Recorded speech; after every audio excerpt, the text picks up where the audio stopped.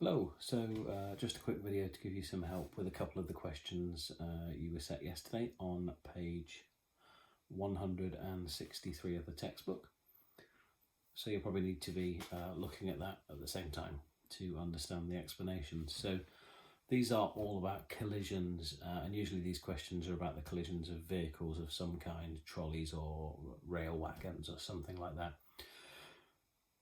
The overall principle is the same with all of them. You're looking to work out the total momentum before, and you know that the total momentum afterwards must be the same. Total momentum before is usually going to involve the two things. They may both be moving before at different speeds towards each other, away from each other. One might be stationary, one might be moving. But either way, you've got to take the mass of each and its velocity and multiply to get the momentum. And you would add the momentums of the two things together, and that gives you the total momentum before. Let's look at the first question. A rail wagon of mass 3,000 kilograms. I'm just going to jot down 3,000 here. I'll show you this in a second. Moving at a velocity of 1.2 meters per second. Collides with a stationary wagon of mass 2,000 kilograms. After the collision, the two wagons couple together. Calculate their speed immediately after. So in this instance, we've got a stationary wagon, a moving one. The moving one hits that, they join and they move off together. So before, stationary, so no momentum there, and your moving one has a momentum. That's going to be equal to 3,000 times 1.2. So if we just tap that in, or do it in your heads, it's up to you, 3,600. So that is our momentum before. No momentum from the stationary truck whatsoever. Afterwards, they couple together. So now what we've got is 3,000 kilograms on the one truck and 2,000 on the other. That is our mass. We don't know what the velocity is, but we do know that together the product of those is going to give us 3,600 because momentum has to be conserved. So all I'm going to do now is divide this by the 3,600. I'm not, it's because my screen was reversed and I'm looking at it backwards. I apologise. What I'm going to do is divide this by the 5,000. I'm looking at a mirror image here and trying to write what I can't see. So 3,600 divided by 5,000 gives me a speed afterwards of 0.72 meters per second. Okay, and that makes sense because our one truck that was moving at 1.2 meters per second. We've now got two that have a bigger mass, but we've got the same momentum available, so the bigger mass must be travelling slower. So if I had actually made that mistake where I divided the wrong number, I would have got a number that was larger than the initial velocity, so that should have told you anyway that answer wasn't correct. So we're looking at 0.72 for that one. Let's have a look at question 2. Question 2 says a rail wagon, not very inventive is it? A rail wagon of mass 5,000 kilograms, moving at a velocity of 1.6. I'm just going to jot down 5,000 times 1.6, because I know that's going to be something to do with the initial momentum. Collides again with a stationary wagon of mass 3,000 kilograms. After the collision, the 3,000 wagon moves away at a velocity of 1.5. Calculate the speed and direction of the 5,000. Now you need to be looking at this question to remember all this detail.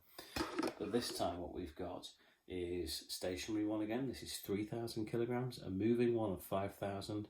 But this time what happens is they collide, and we know that afterwards the one that was stationary initially moves away at 1.5, but we don't know what happens to this one.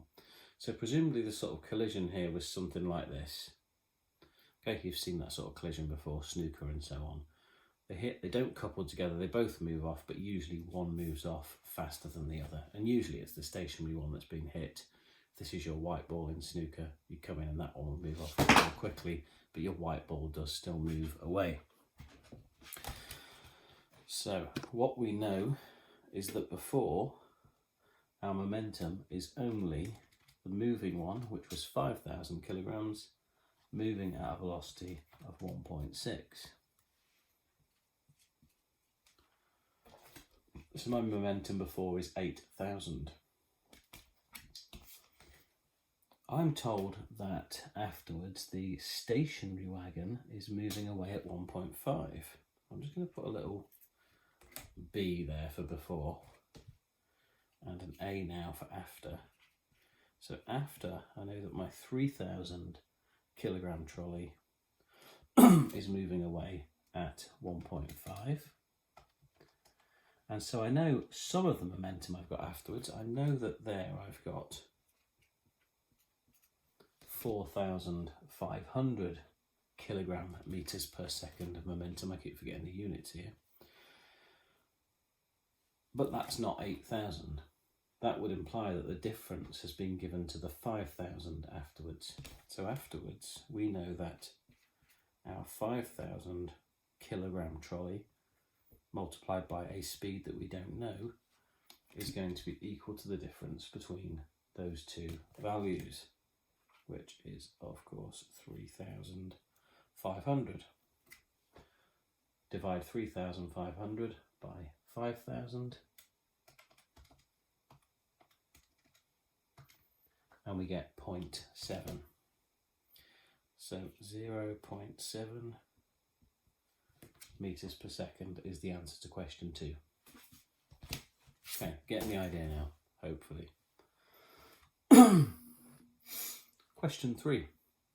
Again, read it in the book if you can, because you're not going to remember all the numbers I'm reading out, and I don't quite have the sort of technology and stuff to be putting multiple cameras on, especially not at 12:10. In a laboratory experiment, a trolley of mass 0.5 kilograms moving at a speed of 0.25 collides with a trolley of mass 1 kilograms moving in the opposite direction at a speed of 0.2. The two couple together, calculate their speed and direction afterwards. Right, so this time it's a bit more complicated because we've got trolleys moving in two directions at different speeds, but we can still work out the momentum before. We've got a 0.5 kilogram trolley and it's moving at 0.25 meters per second. That is some of our momentum before. It collides with a trolley of mass 1 kilogram moving at 0.2 meters per second. Now what I'm going to need to do here is work out the difference between these two to get the total momentum before, because it's a vector and they're moving in opposite directions. So the one I've already written down, we will calculate that first. That was 0.5 times 0.25, which gave us 0.125. And the other trolley here is a 1 kilogram trolley moving at 0.2. So of course that one is just 0.2. So 1 kilogram times 0.2. So they are the two individual momentums before, but remember they're travelling in opposite directions. So I actually need the difference between those. And the difference between them is 0.075. So total momentum before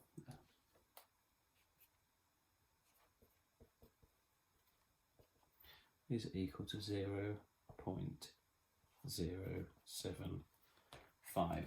Okay, so that is just the difference between those two numbers. We know that we've got to have that momentum afterwards. Now, of course, if you were asked to give a direction in the question, it's going to be in the direction of the trolley that had more momentum. Okay, They don't actually tell us which direction these are moving in here, so we couldn't do that anyway. But that's our total momentum before, the difference between the two. It's got to be the same afterwards, but now they've coupled together, so we've effectively got a 1.5 kilogram trolley. And we know that if we multiply that 1.5 kilograms by its speed, it's going to give us a value of 0.075. So it's really not that different to the other questions.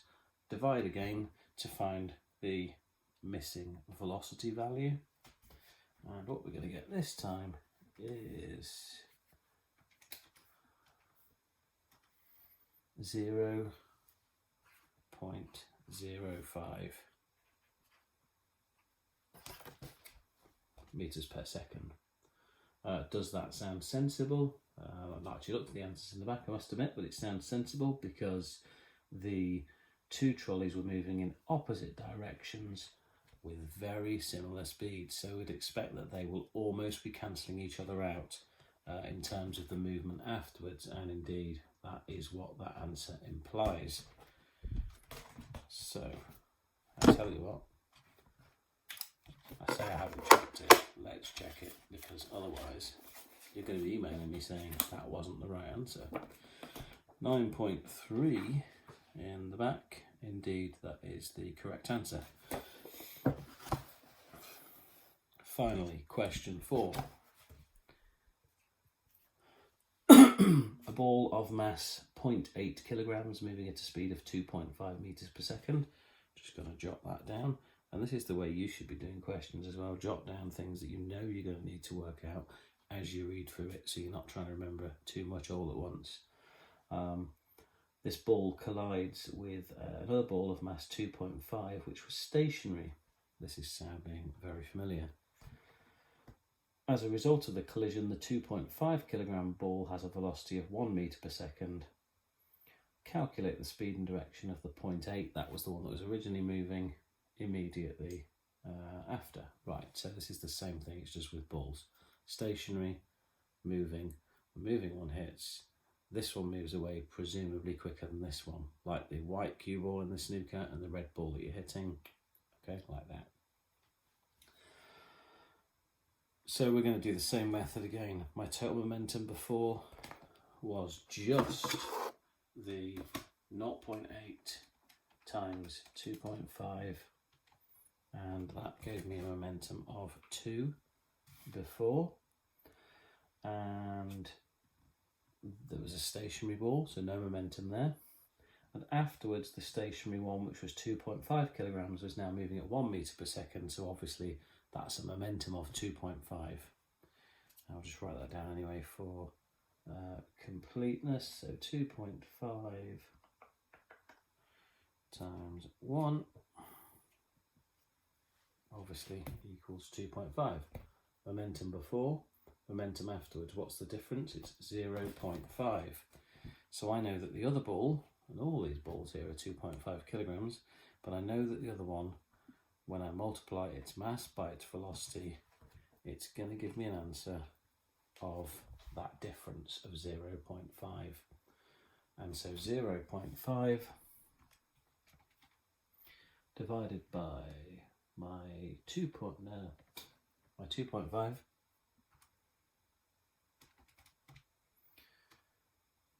gives me 0.2.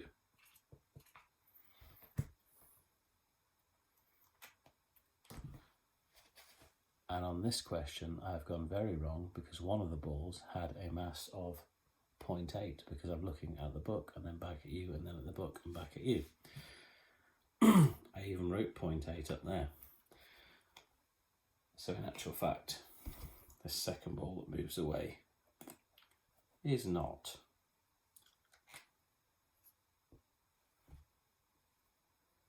.5 at all, it's 0.8. Good job I spotted that. So actually it's 0.5 divided by 0.8, which is 0.63. And that is the correct answer, because I looked at that when I looked at the other one. So we've got 0.63 there as the velocity of that second ball. So you see all those questions were the same, right? What's moving beforehand? If it's moving, it has momentum. Work it out. If there's two things moving, work each one of them out, but always add that momentum before. Don't get caught out if they're moving in opposite directions. We need to find the difference to get the total momentum. And then we're going to look at the momentum afterwards. Again, they both may be moving. One may be moving. They might be moving together. They might be moving separately. But it's still just a case of working out, or knowing, should I say, that the momentum is going to be the same overall, and therefore we can work out the speeds. If you get stuck on anything else today, email me as you have been. I'm sometimes a little bit slow on that because I've maybe have a lesson that's started that I'm helping someone with by the time you get around to emailing me, or my own kids are halfway through their English and I don't understand what an adverb is or something, so I'm Googling that. Or maybe I'm just watching Tiger King. No, seen it all. Have a good day.